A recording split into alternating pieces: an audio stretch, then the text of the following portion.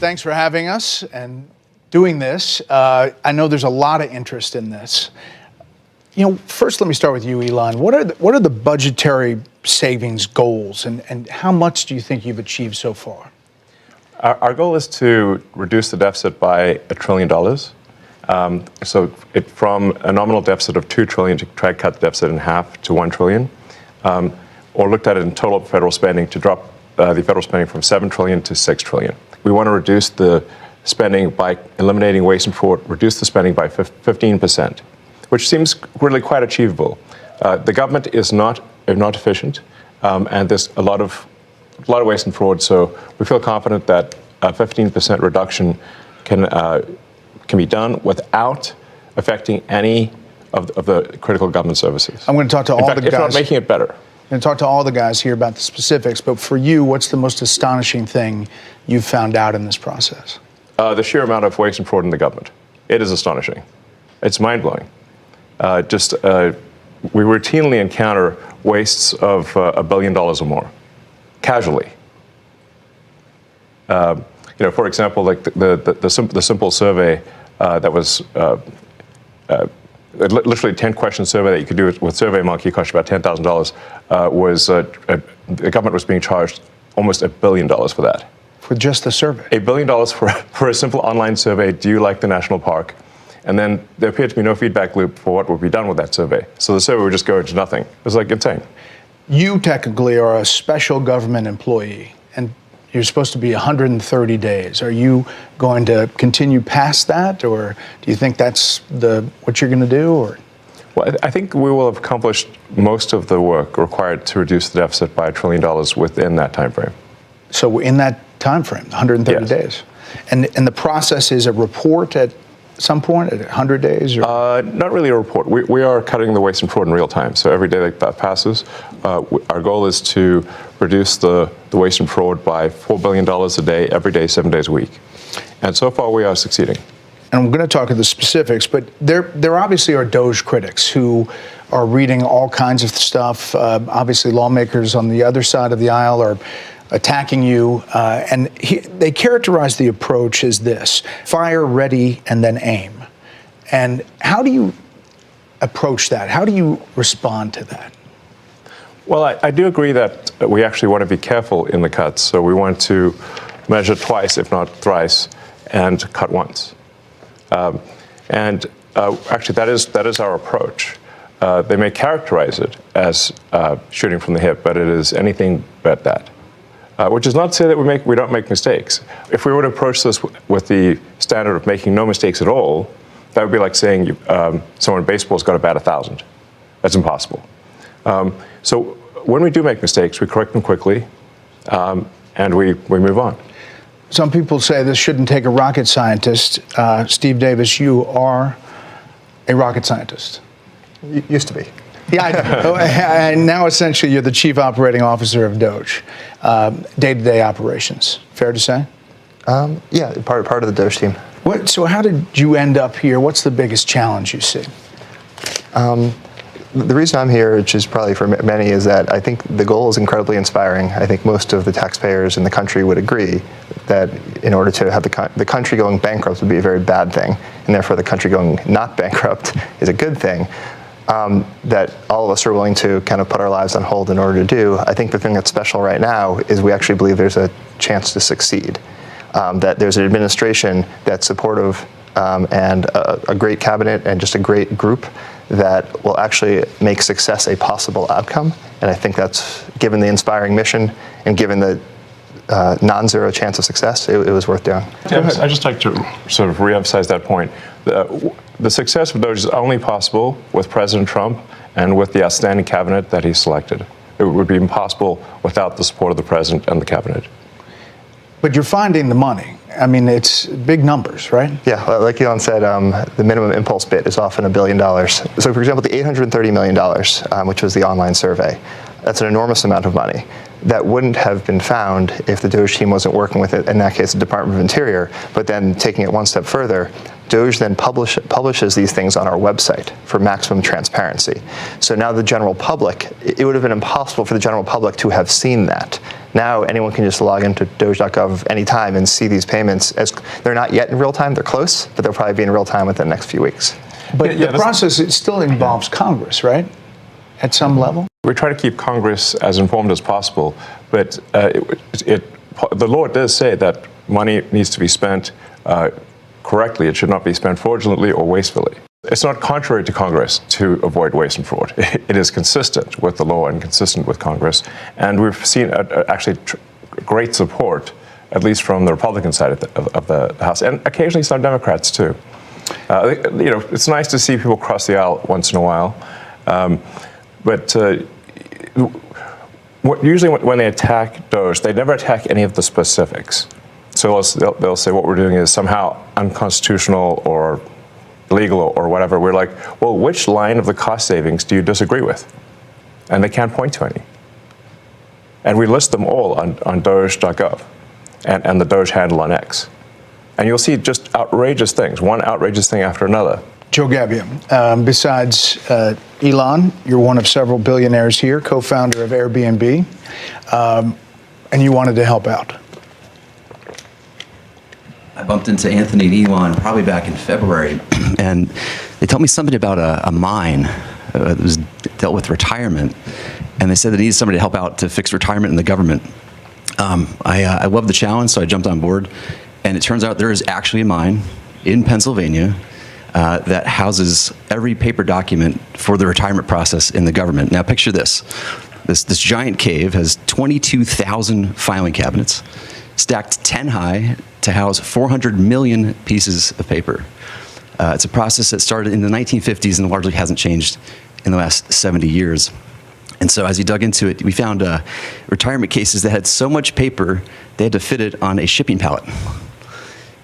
So the process takes many months, and we're going to make it just many days. Will it be digitized, or how? Absolutely. So this will be an online digital process that will take just a few days at most. And I really think, it's an injustice to civil servants who are subjected to these processes that are older than the age of half the people watching your show tonight. So we really believe that the government can have an Apple Store-like experience, beautifully designed, great user experience, modern systems. Because right now it's by hand. Yes, the retirement process is all by paper, literally with people carrying paper in manila envelopes into this gigantic mine. So they can't retire more than a certain number every month. Yes. About 8,000 a month. That's how the reason we discovered it was we were saying like, well, let's encourage voluntary retirement.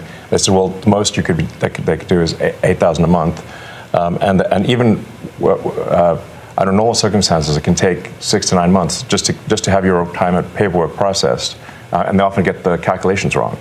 So we're like, well, why would it take so long to retire? And they're like, well, because of the mine. And we're like, what do you mean a mine? What's a mine got to do with retiring? And that's where we discovered that all the retirement stuff is still done by paper in a process that looks identical to what occurred in the 1950s. Like if we took a snapshot of the mine when it first started in the 50s to today, it looks the same. It's amazing. So how long do you think it'll take to turn over? We're working as fast as we can. Probably next couple of months we'll have this overhauled. And I really think, again, why are we subjecting our federal workers to processes that they actually have to go through a training just to retire from the government? There's a whole training program that people have to go through in order to retire. I think we can do better for them. Aram Mogadassi, DOGE engineer. You go into these places, one of the more than a dozen engineers, first people to go into the agencies and view the computer data sets. Tell me what you're finding, and for people who don't understand how that process works, explain it for them. Yeah. I'll say the first thing that got me really excited about DOGE was learning basically the state of government computers. By some estimates, government IT costs about $100 billion, and it's funding systems that are over 50 years old, in the case of something like Social Security or the IRS. So really critical systems are old. They cost a lot of money to maintain, and they can be, the efforts to improve them are often very delayed. So I thought I'm a software engineer that maybe can make a difference here, and that's really what inspired me at a high level. There's a lot of mystery about Social Security and a lot of words about it here's what Democrats have been saying about it. It's absurd that Elon Musk is trying to eliminate billions of dollars from Social Security. Elon Musk and President Trump have set their sights on cutting Social Security. Their goal is clear: destroy Social Security from within. You're in the building. I mean, you're in the computers. What's happening there? What are you doing? Yeah, it doesn't line up with my experience on the ground. And I'll say the two improvements that we're trying to make to Social Security are helping people that legitimately get benefits, protect them from fraud that they experience every day on a routine basis, and also make the experience better. And I'll give you one example is at Social Security, one of the first things we learned is that they get phone calls every day of people trying to change direct deposit information. So when you want to change your bank account, you can call Social Security.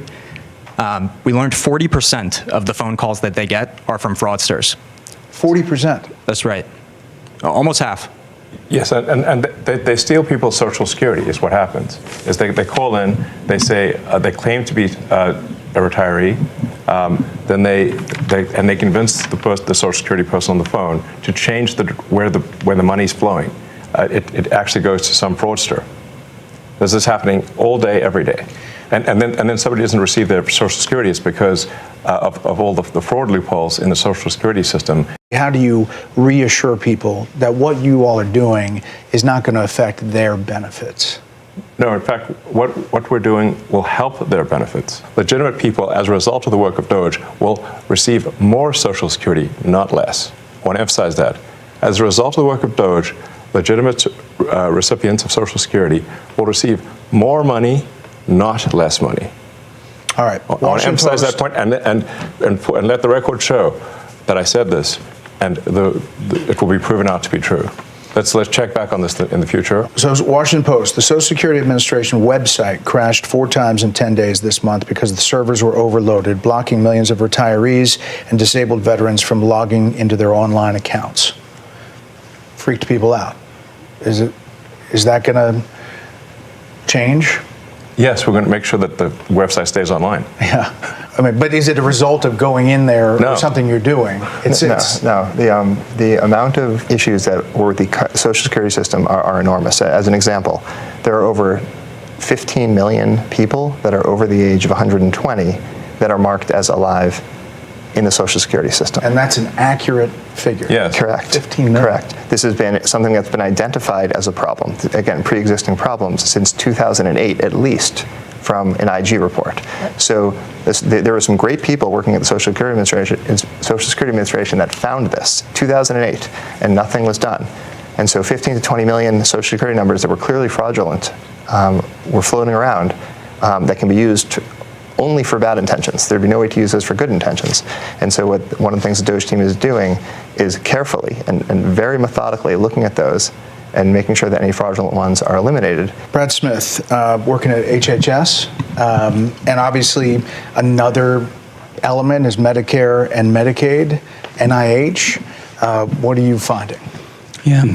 Well, I'd say there's a couple of things we're really committed to in our work at HHS. Number one, making sure we continue to have the best biomedical research in the world. And number two, making sure, which President Trump has said over and over again, that we 100% protect Medicare and Medicaid. But there's a lot of opportunity. So if I take NIH as an example, today, if you're an NIH researcher and you get a $100 grant at your university, today you get to spend 60 of that and your university spends 40 of that. The policy that we're proposing to make is that you get to spend 85 of that and your university spends 15. So that's more money going directly to the scientists who are discovering new cures. Another example at NIH is today they have 27 different centers. They got created over time by Congress, and they're typically by disease state or body system. There's 700 different IT systems today at NIH. 700 different IT systems. IT software systems. And they don't communicate. They can't speak to each other. So they don't talk to one another. They have 27 different CIOs. And so when you think about making great medical discoveries, you have to connect the data. Time out. You said 27 different chief information officers? Correct. And most of them are non-technical. So there's a lot there. There's a lot of opportunity. It will make science better, not worse. And when I say that our job is tech support, I really mean it. Yeah. We have to fix the computers. If the computers can't talk to each other, you can't get research done. If the computers can't stay online, people won't receive their Social Security. So what we have here are a bunch of failing computer systems that are preventing people from receiving their benefits, that are preventing people from preventing research from happening, that are extremely vulnerable to fraud, and we're fixing it. And does that include AI? Does that include kind of changing the system overall? That's, I guess, what people are afraid of, is they don't know what this is all looking like, and is it going to affect me in the long term? It's going to affect them. It's going to affect people very positively. So the changes that we're doing here will ensure the solvency of the American government, of the United States of America. This is what we're trying to do: is ensure that people do receive their benefits in the future, and you can only receive your benefits if the country is operating in a healthy and competent way. Anthony Armstrong, DOGE Office of Personnel Management, Morgan Stanley banker, M&A guy. You know money, and this is a lot of money sloshing around. There's a lot of money sloshing around. There's a lot of money sloshing out the door. And if you look at the federal government and the way the workforce works, it's really a one-way ratchet over decades. So it's only going up. It's only going up. You never take it away. So that leaves you with duplicative functions, it leaves you with overstaffing, and it leaves you with functions in the wrong places. So a couple of examples. Duplicative functions. Brad mentioned 27 CIOs. If you had kept going with Brad, he would talk about the communications office. I think you've got 40 distinct communications offices in HHS, right? Yeah. 40?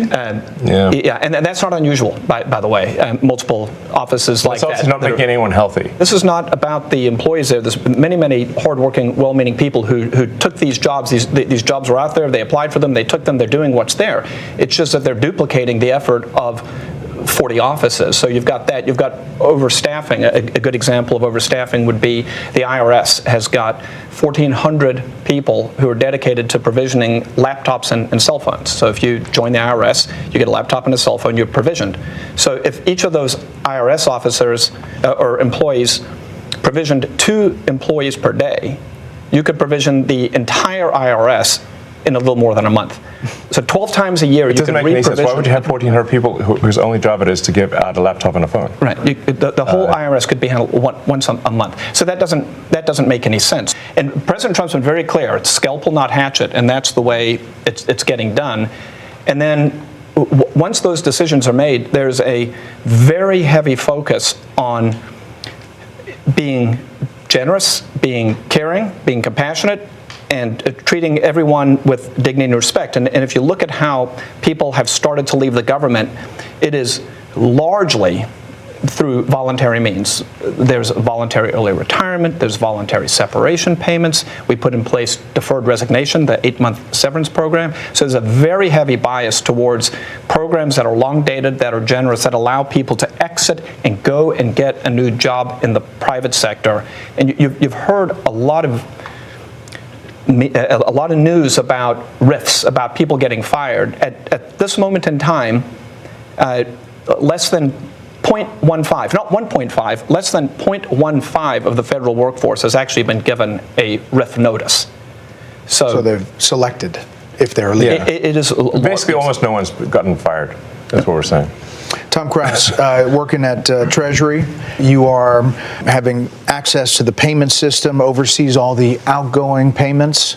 Essentially, those payments were going places we didn't know where they were going, right? Yeah, unfortunately, that's the case, Brett. As an ex-CFO of a big public tech company, really what we're doing is we're applying public company standards to the federal government. And it is alarming how the financial operations and financial management is set up today. There is actually really only one bank account that's used to disperse all monies that go out of the federal government. Time out. One bank account. It's a big one. It's a big one. It's a big one. It's a big one. A couple weeks ago, it had $800 billion in it, but it's the Treasury General account. So when you hear, some of my colleagues here, what they're talking about in terms of the fraud, you have to ask, well, why is this allowed to happen at a financial level? Well, it's actually quite simple but alarming.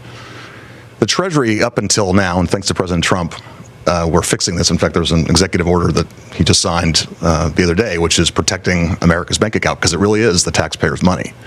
One, we're changing the culture. The culture is been not a lot of caring and not a lot of commitment to doing what's right relative to financial operations. There's $500 billion of fraud every year. There's hundreds of billions of dollars of improper payments, and we can't pass an audit. The consolidated financial report is produced by Treasury, and we cannot pass it on. We have material weaknesses. What that means is that if I was a public company CFO, I would effectively be removed. I couldn't file financial statements. I couldn't issue securities, which of course we depend on. Can't pass an audit. Right. The federal government cannot pass an audit. It's impossible. In fact, in order to pass an audit, you need the information necessary to pass an audit. You need to have the payment codes, you need to have the payment explanation, and you need to have a person you can contact to understand why that payment was made.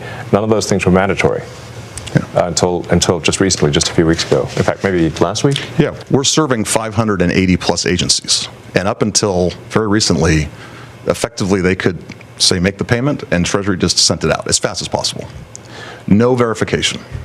And so what we're doing is what any household would do. But imagine you're a household, you have a bank account, everyone has an ATM card connected to that account, everyone has a checkbook connected to that account. It's not just your children, it's not just your parents, it's your in-laws, it's your extended family, and they all can go to the account and disperse funds. No questions asked, no justification, no verification. Up next, the DOGE team targets government contracts, and we'll show you what they're finding. Tyler Hassan, Interior Department, you're a former oil company CEO. You're reviewing contracts before they're approved for funding. What are you finding? Well, Elon and Steve kind of stole my thunder a little bit, but I actually found that customer service survey contract. I actually have an example of one right here. I could have done this in high school. And Is that right? I found it. Is that bad? I found it on the weekends because under the Biden administration, there was no departmental oversight within the Department of Interior whatsoever. None. We are now reviewing every single contract, every single grant, and when things come to my attention that don't make sense, I'm bringing them to Secretary Burgum, and he's been fantastic. He's a businessman. He's very supportive of DOGE. It's been wonderful to work with him. Is the battle between government of decades of buildup and business, which you guys are, is that like a train hitting each other? I mean, it seems like it's pretty disruptive. Well, this is a revolution, and I think it might be the biggest revolution in government since the original revolution. But at the end of the day, America is going to be in much better shape. America will be solvent. The critical programs that people depend upon will work, and it's going to be a fantastic future. But are we going to get a lot of complaints along the way? Absolutely. One of the things I learned at PayPal was who complains the loudest and with the most amount of fake righteous indignation? The fraudsters. It's a tell. There's some of these NGOs that are crazy, like the $2 billion to Stacey Abrams NGO that basically didn't exist and suddenly gets $2 billion awarded from the federal government. She has, why? And there are many such cases like that. I think that most people, common sense-wise, would say the fraud's got to end. Yeah. They're concerned about the 94-year-old mother who skips a check or somehow doesn't get what she's supposed to get. Right. And what we're trying to say is actually that the 94-year-old grandmother is actually, as a result of DOGE's work, going to get her check. She's not going to be robbed by fraudsters like she's getting robbed today. And the solvency of the federal government will ensure that she continues to receive the Social Security checks, that Medicare continues to work, without which we're all doomed. The reason we're doing this is because if we don't do it, America's going to go insolvent. We're going to go bankrupt. And nobody's going to get anything. Why are you guys all doing it? I mean, you can pipe up, but you don't have to be here, right? I mean, you don't have to be doing this. I have blessed with four beautiful children, my wife and I. But but we have a real fiscal crisis. And this is not sustainable. And what's worse, back to my children and everyone else's children, is we are burdening them with that debt. And it's only going to grow. Steve, there's not a lot of hierarchy here. You guys are kind of all approaching it in different, silos, but with the same kind of goal, right? I mean, this is really Silicon Valley, private sector colliding with government. Yeah, exactly. And we're headed in a bad path, but then the chance of success exists. And just the one that just is in my head right now, which is a fairly mundane one, but I think is very illustrative, is credit cards. There are in the federal government around 4.6 million credit cards for around 2.3 to 2.4 million employees. This doesn't make sense. Right. And so one of the things all of the teams have worked on is we've worked with the agencies and said, do you need all of these credit cards? Are they being used? Can you tell us physically where they are? I hope they're getting frequent flying hours. Actually, on a different note, the rewards program the federal government has is actually not very good. That's a whole other... It's a negotiation. Sorry, yeah, exactly. But so far, the teams have worked together, and they've reduced it from 4.6 million to 4.3 million. So we're taking it easy. But clearly there should not be, more. There should not be more credit cards than there are people. Yeah. Joe, middle-level employees, are they seeing a benefit to being empowered by taking out bureaucracy? I mean, absolutely. I mean, I think what you're seeing is taking the best of Silicon Valley and the business world and bringing it into the government. We're bringing the best practices and the best methodologies, and people are inspired. Right, especially on the retirement process, which I can speak to.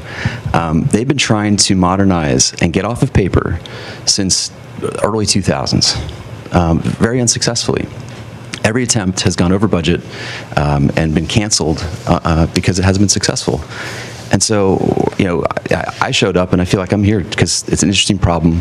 We can use design to solve it and good engineering, and really create a better experience for everybody. We're talking about elementary financial controls that are necessary for any company to function. So, like, if the federal government, if a commercial company operated the way the federal government does, then it would be immediately go bankrupt. It would be delisted. The officers would be arrested. And the changes we're putting in place will enable the federal government to pass an audit. It will enable taxpayers to know where the money is going and know that their hard-earned tax dollars are being spent well. The ways that the government is defrauded is that the computer systems don't talk to each other. So if the computer systems don't talk to each other, then you can exploit that gap, and fraudsters exploit that gap to take advantage. For example, there were over $300 million of Small Business Administration loans that has been given out to people under the age of 11. Well, actually, to add to it, it's 300 million under the age of 11 and over 300 million to over the age of 120. Definitely. Small business loans. Correct. Yes. The oldest American is 114. So it's safe to say if their age is 115 or above, they're fake. Or they should be in the Guinness Book of World Records. And we should not be giving out loans to babies. So the youngest recipient of a Small Business Administration loan is a 9-month-old, which is a very, very precocious baby we're talking about here. So obviously it was just fraudulent. And they do terrible things. They actually will see that a kid's been born. They will steal that kid's social security number and then take out a loan and leave that kid with a bad credit rating. There was literally a baby. The terrible things are being done is what we're saying. And we're stopping these terrible things. And you can stop it? I mean, we are stopping it. The reason this is happening is because the two systems are not talking to each other. Yes. Right? And so you don't know at the Small Business Administration that you're giving a loan to a 9-month-old, which happened in one case, because you're not cross-referencing that with the Social Security Administration data that has birth dates. So that very, very simple fix eliminates tremendous fraud. And that there are multiple systems across the government where the systems are not speaking with one another. And if you just solve that simple problem, you would solve a huge amount of fraud. Are you surprised? So one of the ways that, like one of the key tricks that the fraudsters pull is that they will use the fact that someone is marked as live, and as sort of just that social security number is marked as live in Social Security, and then get disability and unemployment insurance for a dead person. Because the databases don't talk to each other, all they got was from Social Security is like, is this person alive? Yes, they're not alive. If it's falsely marked, person is falsely marked as alive in Social Security, but they didn't. But that person, a fraudster can now get unemployment and disability from a dead person. This is happening all the time at scale. Are you surprised at some of the legal efforts and some of the judges that have weighed in? There's about 8 or 10 now of these cases that are at least temporary holds. They're being challenged by the DOJ. Right. Are you surprised by that pushback? Well, it's the D.C. Circuit is notorious for having a very far-left bias. And when you look at the people close to some of these judges, where are they working? Oh, they're working at these NGOs. Oh, they're the ones getting this money. Does that seem like a system that lacks corruption? It sounds like corruption to me. Last thing, do you guys all see this as a patriotic duty? I mean, is that really what this is about? It's essential. Very much I so. do, 100%. I was running 5 businesses in Houston, and I left that. I left great people to do this, and my wonderful wife said, go for it. And here I am. But I feel like this is me giving back to the country. If we don't do this, we're sunk. The ship, unless this exercise is successful, the ship of America will sink. That's why we're doing it. Well, gentlemen, I really appreciate the time today, and hopefully it took some of the myth and mystery out of DOGE and what's happening behind the scenes. Thank you.